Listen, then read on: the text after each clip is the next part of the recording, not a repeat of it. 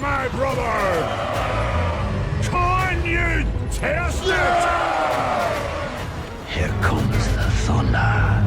For 500 years, the giants haven't tasted human flesh for 5 centuries. Now, these foolish humans have actually returned the magic bean seeds. This is practically suicide, as a few magic beans fall into the water. Huge vines burst from the ground. They're going to make humanity feel the terror of giant domination once more. Countless giants swarm forward. They can't wait to taste human flesh and blood. The giant leader even leaps up, charging towards the vines below. The feeling of returning to the human world is fantastic. Behind him, Jack frantically shouts for the king. Before anyone can figure out what's happening, countless giants have already surged out from the forest. At this moment, only those who run faster will survive. A soldier lagging behind is grabbed, and directly turned into a human baseball. The giant's speed is clearly faster than warhorses. Even more exaggerated, one giant rips off a windmill and hurls it at the king ahead. The poor king, his crown knocked off, doesn't dare look back. The giants follow closely, and their numbers grow. Fortunately, the castle isn't far away now. By now, the castle has received the alarm. Scalding hot oil is poured into the moat. The general gives the order, and countless flaming arrows turn the water's surface into a sea of fire. After the king escapes back to the castle, the soldiers immediately raise the drawbridge. Jack also barely makes it in, but the two-headed giant arrives right behind them. Immediately, a volley of arrows flies, and the two-headed giant falls into the fiery sea below.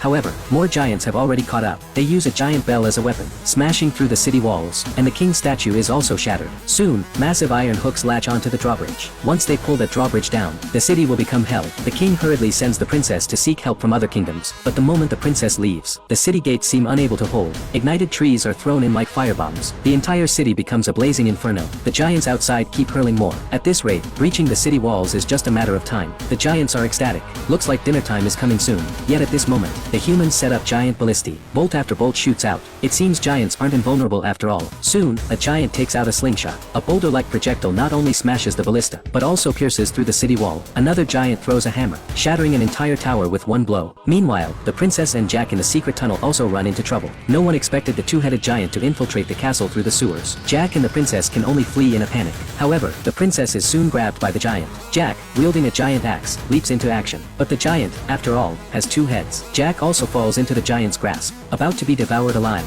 Jack pulls the last remaining magic bean from his necklace. He throws it directly into the giant's mouth. The bean slides down the esophagus into the giant's stomach. The bean, encountering water, instantly sprouts. The giant instantly feels a churning in its gut. Soon, green vines burst out from inside its body. Finally, they literally burst it apart. By now, the outer gates have been breached. The giants have begun preparing to feast on their long-awaited delicacy. Suddenly, the earth shakes violently. Giant vines actually erupt through the royal palace. But the giants drop their weapons. They kneel and submit one by one. It turns out Jack has already taken the two-headed giant's crown.